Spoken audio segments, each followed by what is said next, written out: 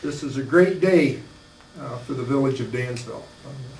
After all the work and everything that everyone has done to help write this grant for the Castle on the Hill, the Restore New York grant, it's finally come to fruition. I mean, we've got the grant, and there's a lot of people to thank on that, and especially to lead right off with Senator Schumer got right in on our side of this thing right from the very beginning, and I really appreciated his support. But the one that really did the groundwork for everything on this Restore New York grant for the castle was Senator Kathy Young. She did a fantastic job for us, outstanding. And we got letters from Assemblyman Dan Burling, but also I want to thank Peter Krogh for taking the chance on us here and investing in that property and letting us apply for this grant, which is really going to help this community. And it's going to bring tax dollars into our community, and it's also going to bring about 100 jobs. So,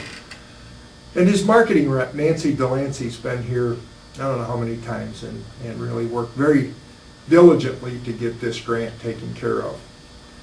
And the grant itself was done by our grant writer, Gene O'Connell and Associates, and they did an outstanding job. I had the opportunity a couple weeks ago to talk to Dan Gunderson, who is the Economic Development Chairman for the state of New York, and he couldn't help but tell me that everybody on that committee was for this grant, that they thought this was a good thing to get for us. So with that, right now, the guy that's really helped us probably the most right here and is here all the time is the fellow that's making this video, is Al Jameson. He's been steadfast in his support for the community and for this project. And for that and for everything that we're looking forward to, this is just the beginning. I'm sure Al will be back with another video when it's completed, and I think we're in for a great future. Thank you very much. You're about to see a short history on the Castle on the Hill, that beautiful building that's adorned our hill that overlooks our valley and has for, I think, 118 years. As a community, we heartily endorse the Krogh Corporation's efforts to bring this building back to life. For the person visiting Dansville, New York for the first time, the site inspires both awe and curiosity.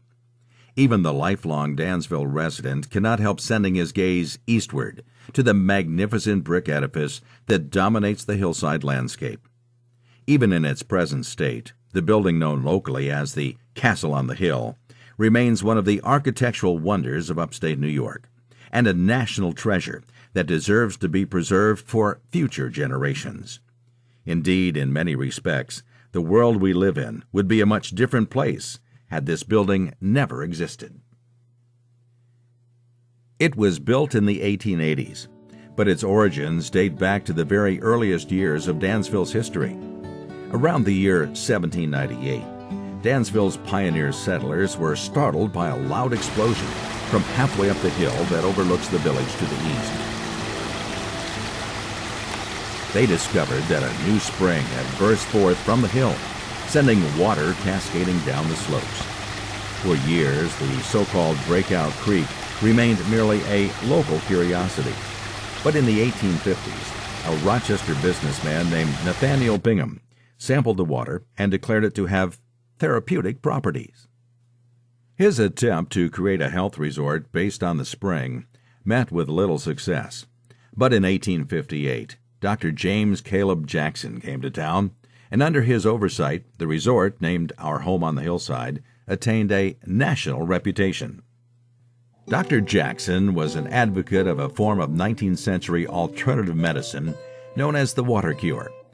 Basically, he believed that the use of pure, clean water, both taken internally and applied externally, in bathing and wet sheet wrappings, was the key to health and long life. He also believed in a diet high in fruits, vegetables, and whole grain flour, and low in fatty foods, sugar, and alcohol. Radical ideas for the time, but familiar to all of us today. Perhaps most significantly, Dr. Jackson was the inventor of granula, a breakfast food made from crumbled bits of graham cracker. It was, in fact, the first cold breakfast cereal, and although its popularity would eventually be eclipsed by the likes of cornflakes and shredded wheat, today's multi-billion-dollar cereal industry began in Dansville with Dr. Jackson and granola. Assisting Dr. Jackson in his efforts in Dansville was Dr. Harriet Austin, a female physician in an era when female physicians were almost unheard of. She was an ardent believer in women's dress reform, and inspired by the likes of Amelia Bloomer, she created what she called the American costume, in which the traditional floor-length woman's garment was replaced by a shorter-length dress, coupled with trouser legs to preserve the modesty of the times. Female patients at the Water Cure were encouraged to wear Dr. Austin's American costume and leave the uncomfortable and unhealthy whalebone corsets in the clothes closet. In addition to thousands of patients, our home on the hillside also attracted many of the greatest humanitarians, reformers, and civil rights leaders of the era.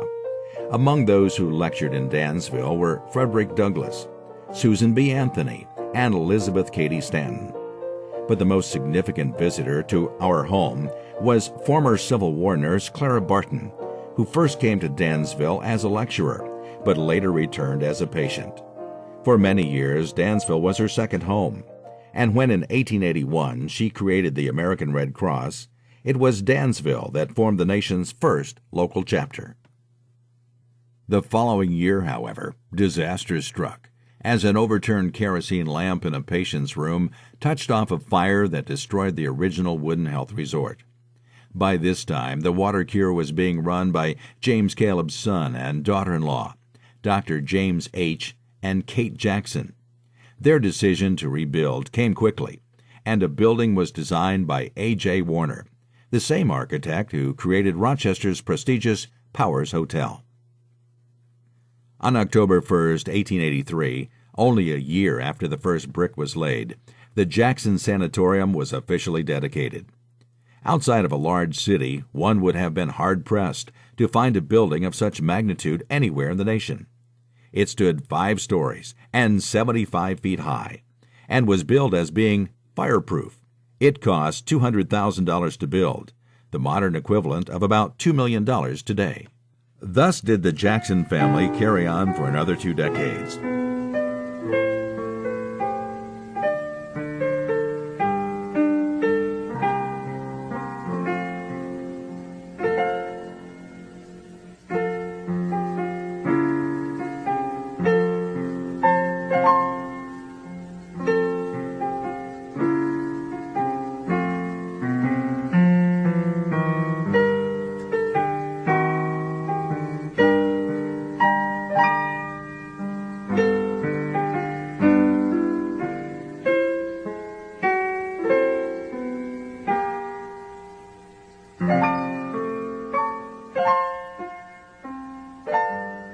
But over that time, the Water Cure philosophy gradually lost out to more modern medical beliefs.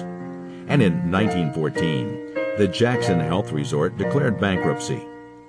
For a few months around the end of World War I, the Army used the building for a psychiatric hospital. After that, various others tried and failed to revive the old health spa.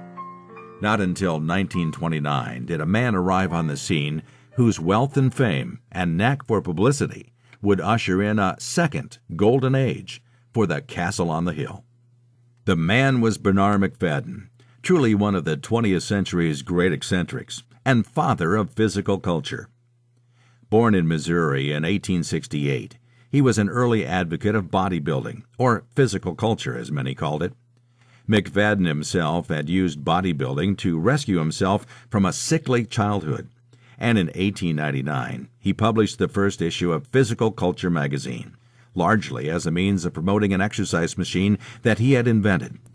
Although many of McFadden's beliefs put him at odds with the medical establishment, he, like Dr. Jackson before him, was a great believer in a proper diet, heavy in fruits and vegetables and light in meat and potatoes, and he opposed the use of alcohol and tobacco. He also believed that the human body was nothing to be ashamed of. He even had a statue made of himself, clad only in a jockstrap and sandals. By the time he first arrived in Dansville, he was the head of a multi-million-dollar publishing empire. His best-selling magazine, True Story, can still be found on newsstands. Purchasing the old Jackson Health Resort, he renamed it the Physical Culture Hotel. The locals would soon be calling it simply the PC. And in no time, with the help of a heavy publicity campaign in McFadden's publications, the rooms were filled to capacity. Thanks to Bernard's deep pockets and talents for promotion, the resort would thrive, despite the hard times of the Great Depression. Although much of his empire would fall victim to the economy, he made certain that the Physical Culture Hotel continued to prosper. It was perhaps his most prized possession. During the McFadden era, the resort was a hotbed of social activity.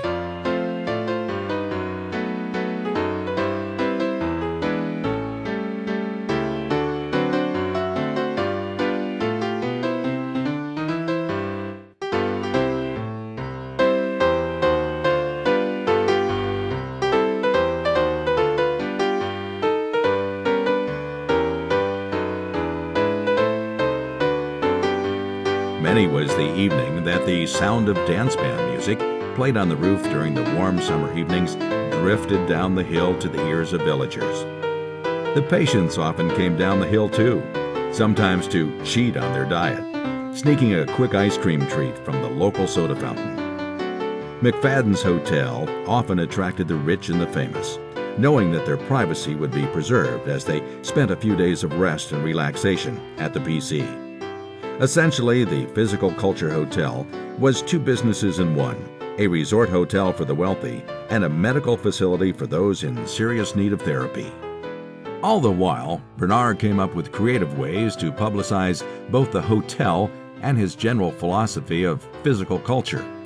There were, for example, the so-called cracked wheat derbies of the 30s, marathon walking sessions that typically ran from New York City to Dansville, led by McFadden himself, now in his late 60s, and accompanied by dozens of physical fitness enthusiasts of all ages and both sexes. Later in life, to demonstrate how fit he was despite his advanced age, McFadden put on even more amazing publicity stunts. The most famous occurred on his 81st birthday in 1949, when for the first time in his life, he took up parachute jumping. As thousands of spectators watched, he took off in an airplane from the Dansville airport and leapt into the blue, landing safely in an alfalfa field. Bernard McFadden once predicted he would live to the age of 125. When he died in 1955, he was merely 87. Ownership of the resort passed to a New York City hotel owner named William Fromchek, who would rename the facility Bernard McFadden's Castle on the Hill. It would continue to operate for another decade and a half, but with each passing year, patronage of the facility continued to dwindle. The public simply had more choices for what to do with their spare time. When on Labor Day of 1971 the hotel closed for the season, it turned out to be the last season. When Fromchek died the following year, everything that wasn't nailed down was sold off, and the once proud resort building became an empty husk. Since then, the property has undergone several changes of ownership, and trespassers and vandals have taken their obvious toll.